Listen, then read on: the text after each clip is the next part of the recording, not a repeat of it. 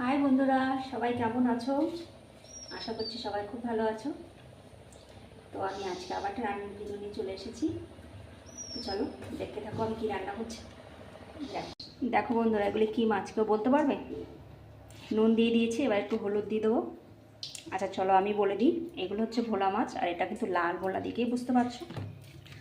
আজকে এই ভোলা মাছটা রান্না করবো। কি বড় বড় ভোলাগুলি দেখেছো? ওরকমই আস্তে আস্তে রেখে দিলাম। অনেক দিন পর ভোলা মাছটা রান্না করছি।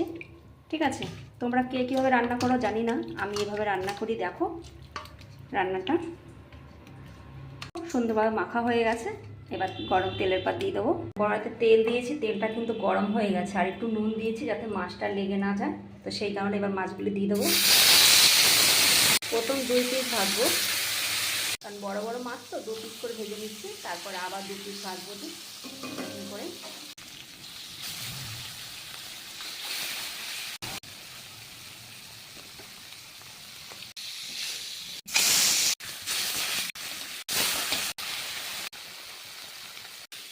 দেখো বন্ধুরা, মাছগুলো কিন্তু একদম লাল লাল করে ভেজে নিয়েছে, আর মাছের সাইজগুলো কিন্তু বেশ দারুণ, তাই না?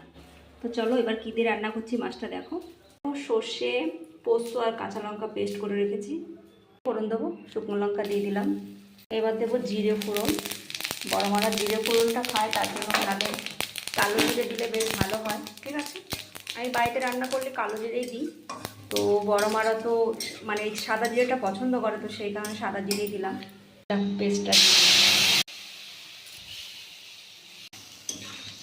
লবণ, অল্প করে হলুদটা দেবো, বেশি দেবো না।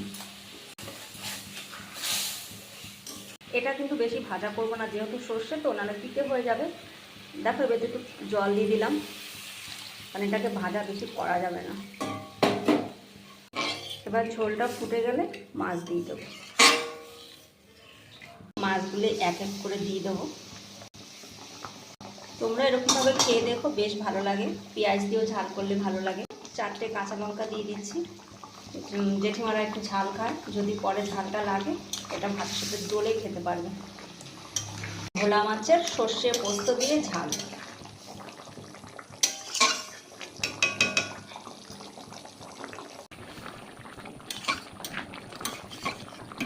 একদম অল্প একটু সর্ষের তেল দিয়ে দিচ্ছি এতে। ঠিক আছে, কিন্তু রান্না হয়ে গেছে বন্ধুরা। আমার কিন্তু ভোলা মাছের রান্নাটা একদম পুরো কমপ্লিট। তো আমার রান্নাটা কেমন হয়েছে অবশ্যই কমেন্টে বলো। আর কি রান্না করেছিলাম দেখো, সর্ষে বাটা দিয়ে। রেসিপিটা কেমন হয়েছে অবশ্যই কমেন্টে বলো। ভালো লাগলে লাইক কমেন্ট করে দিও। টাটা।